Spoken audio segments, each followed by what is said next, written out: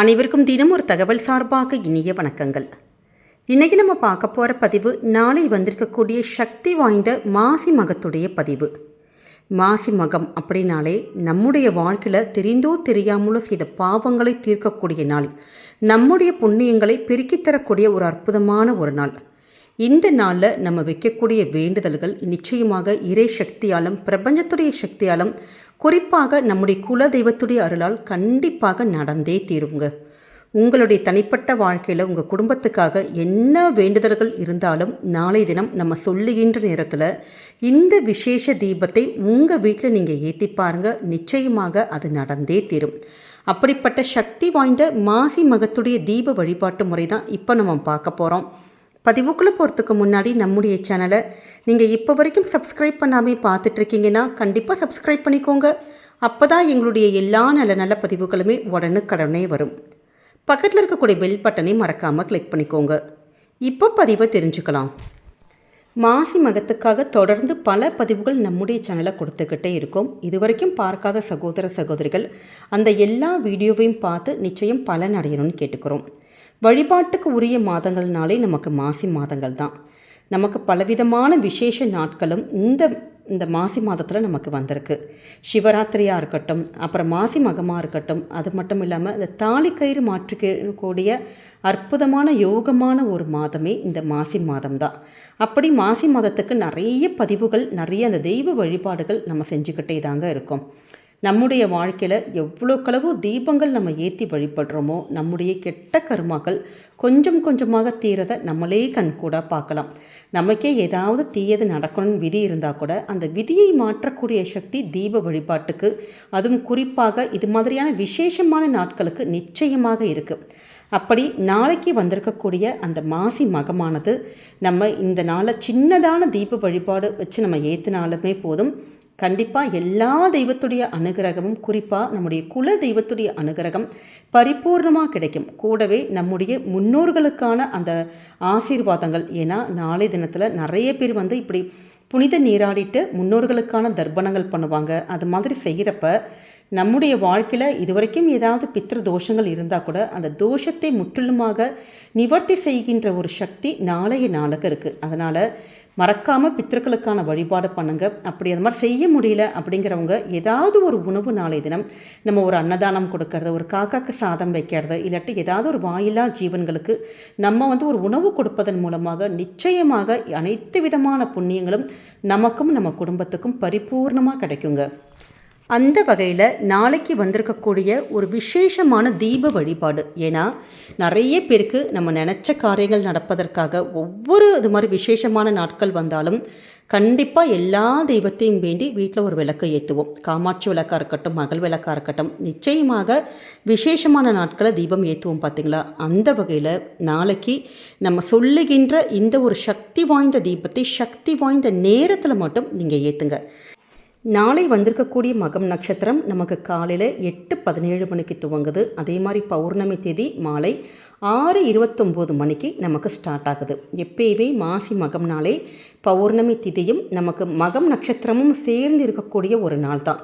அதனால தான் அது மாதிரியான நேரத்தில், அந்த இணையக்கூடிய நேரத்தில் செய்யக்கூடிய வழிபாடுகளுக்கு அதீத சக்தி இருக்குது.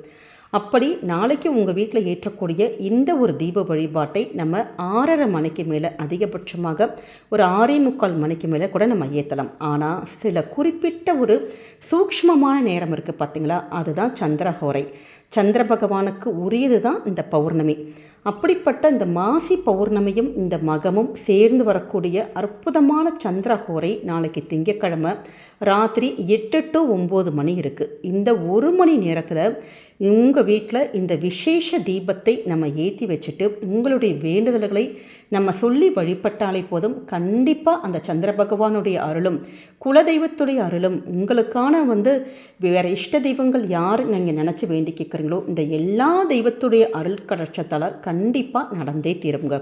இதற்கு நம்ம என்ன செய்யணும் அப்படின்னு கேட்டிங்கன்னா, உங்கள் வீட்டில் இருக்கக்கூடிய காமாட்சி விளக்கில் ஏற்றலாம், அகல் விளக்கில் ஏற்றலாம், இல்லை வேறு ஏதாவது விசேஷமான தீபங்கள், நெய் தீபங்கள், அப்படி எந்த ஒரு விளக்கு உங்கள் கிட்டே இருக்குது. நிறைய பேர் முருகனுக்கான அந்த ஓம் விளக்கு கூட வச்சுருப்பாங்க. அந்த முருகனுக்கான விளக்கில் கூட எந்த தீபத்தில் வேணாலும் இந்த விசேஷ தீபத்தை ஏற்றலாம். நெய் அல்லது நல்லெண்ணெய் விட்டு தீபம் ஏற்றலாம். குறிப்பாக நாளைக்கு பௌர்ணமி அப்படிங்கிறதுனால, மாசி மகம்ங்கிறதுனால நமக்கு ஒரே ஒரு நெய் தீபம் நம்ம வீட்டில் ஏற்றுறதுங்கிறது மிகப்பெரிய ஒரு செல்வ கடாட்சத்தை கண்டிப்பாக நமக்கு தரும். அப்படி நெய் விட்டு சுத்தமான பஞ்சு திரி போட்டு நீங்கள் தீபம் ஏற்றுங்க. நாளைய தினம் இந்த தீபத்தை நீங்கள் ஏற்றுறப்ப மறக்காமல் உங்களுடைய குல தெய்வத்துடைய பெயரை 3 முறை நீங்கள் சொல்லி ஏற்றுங்க. ஏன்னா குலதெய்வத்துடைய அருள் நிறைய பேர் குலதெய்வத்துக்கான கோவிலுக்கு நிறைய பேர் இது மாதிரி போவீங்க. ஆனால் போக முடியல, நாங்கள் வீட்டில் தான் இருந்து வழிபடுறோம் அப்படிங்கிறவங்க குலதெய்வத்துடைய பெயரை நாளைக்கு யார் ஒருத்தங்க நம்ம உச்சரிக்கிறோமோ, அதுவும் இப்படி தீபம் ஏற்றுறப்ப 3 முறை உங்கள் குலதெய்வத்துடைய பெயரை சொல்லி மனசார இந்த தீபத்தில் நிறைஞ்சு இருக்கணுமா, எங்களுடைய குடும்பம் நம்ம நல்லபடியாக சுபிக்ஷமாக வாழணும் அப்படின்னு சொல்லிட்டு இந்த ஒரு தீப வழிபாட்டை குலதெய்வத்தை நினைத்து நீங்கள் மனசார நீங்கள் ஏற்றலாம். அப்படி அந்த ஒரு நெய் தீபம் மட்டும் நீங்கள் ஏற்றிட்டு அதில் சேர்த்துருக்கக்கூடிய மிக முக்கியமான ஒரு பொருள் குங்குமப்பூ தாங்க. ஏன்னா நிறைய பேருக்கு குங்குமப்பூ அப்படின்னு சொன்ன உடனே ரொம்ப காஸ்ட்லியான ஒரு விஷயமாச்சு நம்ம யோசிப்போம். ஆனால் குங்குமப்பூ நமக்கு 5 கிராம் 10 கிராம், அதாவது அதிகபட்சமாக ஒரு 90 ரூபாய்க்கு 100 ரூபாய்க்கெலாம் கண்டிப்பாக கிடைக்கும். ஒரு 50 ரூபாய்க்கு கூட சின்னதான ஒரு பேக்கெட் கூட நம்ம நாளைக்கு வாங்கிக்கலாம். ஏன்னா இந்த குங்குமப்பூவானது நமக்கு மகாலட்சுமிக்கு ரொம்ப ரொம்ப உரிய ஒரு பொருள். அது மட்டும் இல்லாமல் நம்முடைய வீட்டில் குங்குமப்பூ இருக்கிறப்ப எதிர்மறையான சக்திகள், எதிர்மறை ஆற்றல்கள் இது எல்லாமே போய் கம்ப்ளீட்டாக நல்ல ஒரு பாசிட்டிவ் வைப்ரேஷன் குடும்பத்தில் இருந்துக்கிட்டே இருக்குங்கிற ஒரு ஐதீகம் இருக்குது. அது மட்டும் இல்லாமல் சயின்டிஃபிக்காக நமக்கு நிறைய பெனிஃபிட்ஸ் குங்குமப்பூவில் இருக்குது. இப்படி இந்த குங்குமப்பூ மட்டும் நம்ம ஒரே ஒரு டப்பா, சின்னதான ஒரு டப்பா நம்ம வீட்டில் வாங்கி வச்சுக்கிட்டால் போதும். நம்முடைய மனசு, மூளை இது எல்லாமே நல்லபடியான ஒரு நேர்மறை ஆற்றல்களை ஒரு ஈர்க்கக்கூடிய ஒரு சக்தி கொண்ட பொருளாக இந்த குங்குமப்பூவானது நமக்கு இருக்கும்.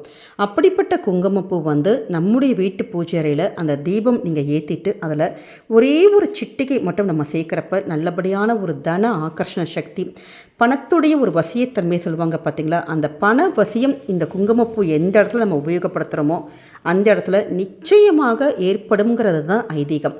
அது மட்டும் இல்லாமல் நமக்கு நினச்ச காரியங்கள் எல்லாமே நடத்தி தரக்கூடிய ஒரு சக்தி இந்த குங்குமப்பூ தீபத்துக்கும் இருக்குது.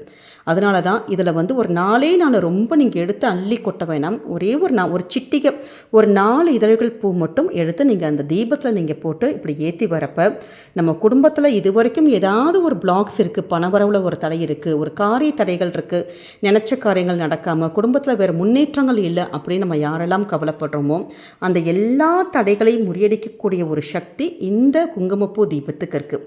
அதனால் நாளைய தினம் மறக்காமல் இந்த ஒரு தீபத்தை நம்ம சொல்லுகின்ற அந்த சந்திரஹோரை நேரத்தில் 8 to 9 நேரத்தில் நம்ம ஏற்றி வழிபடுறப்ப நிச்சயமாக நம்முடைய நியாயமான வேண்டுதல்கள் நடந்தே தீருங்கிறது தான் விதி. அதனால் இதை மட்டும் நீங்கள் மறக்கவே மறக்காதீங்க.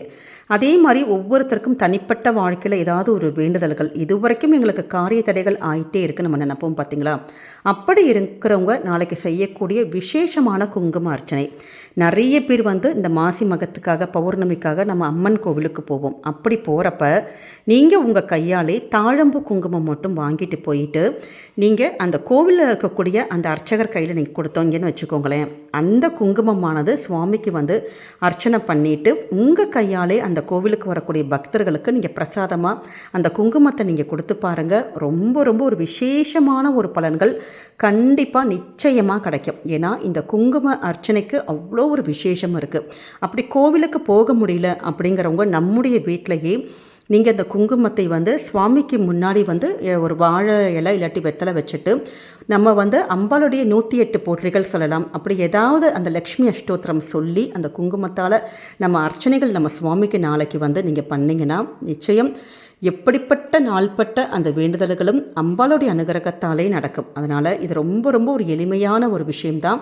அதுவும் நாளைக்கு மாசி மகத்துக்கு குங்கும அர்ச்சனை பண்ணுறது ரொம்ப ரொம்ப ஒரு பாக்கியம்னே சொல்லலாம். நிச்சயமாக உங்களுக்கு யாருக்கெல்லாம் வாய்ப்பு இருக்கோ இந்த ஒரு இதையும் நீங்கள் மறக்காமல் பண்ணுங்கள். அதனால் நாளைய தினம் நம்ம சொல்லக்கூடிய எளிமையான இந்த வழிபாட்டு முறைகள் உங்கள் வீட்டில் ஃபாலோ பண்ணி பாருங்கள். சொன்ன அந்த பர்டிகுலரில் அந்த 1 மணி நேரத்தில் தீபங்கள் ஏற்றி வழிபாடுங்க பண்ணுங்கள். நிச்சயமாக உங்களுடைய நியாயமான வேண்டுதல்கள் அம்பாளுடைய அனுகிரகத்தாலே நடக்குங்க. நம்முடைய கமெண்ட் செக்ஷனில் உங்களுடைய குல தெய்வத்துடைய பெயரை பதிவிடுங்க. குலதெய்வத்தின் பெயர் தெரியாதவங்க குலதெய்வதாயை நமக அப்படிங்கிற ஒரு வார்த்தையை பதிவிடுங்க. நிச்சயம் குலதெய்வத்துடைய அனுகிரகம் உங்களுக்கும் உங்கள் குடும்பத்துக்கும் என்றைக்குமே பரிபூர்ணமாக இருந்து காக்கும். இந்த பதிவானது உங்கள் எல்லாருக்குமே பிடிச்சிருக்கும்னு நினைக்கிறோம். நாளைய தினம் மறக்காமல் நம்ம சொல்லுகின்ற அந்த 1 மணி நேரத்தை சரியாக பயன்படுத்திக்கோங்க. வாழ்க்கையில் எல்லாமே வெற்றி மேல் வெற்றி கிடைக்கும். இந்த பதிவு நீங்கள் பார்க்குறதோடு மட்டும் இல்லாமல் உங்களுக்கு தெரிஞ்ச ஃப்ரெண்ட்ஸ் அண்ட் ஃபேமிலி மெம்பர்ஸ்க்கும் ஷேர் பண்ணுங்கள். அவங்களும் இதை பார்த்து பயன்பெறட்டும். நம்முடைய சேனலை நீங்கள் இப்போ வரைக்கும் சப்ஸ்கிரைப் பண்ணாமல் பார்த்துட்ருக்கீங்கன்னா கண்டிப்பாக சப்ஸ்கிரைப் பண்ணி உங்களுடைய ஆதரவுகள் சப்போர்ட்டுகள் நமக்கு என்றைக்குமே கொடுக்கணும். மீண்டும் வேறொரு நல்ல பதிவில் சந்திக்கிறோம். நன்றி, வணக்கம்.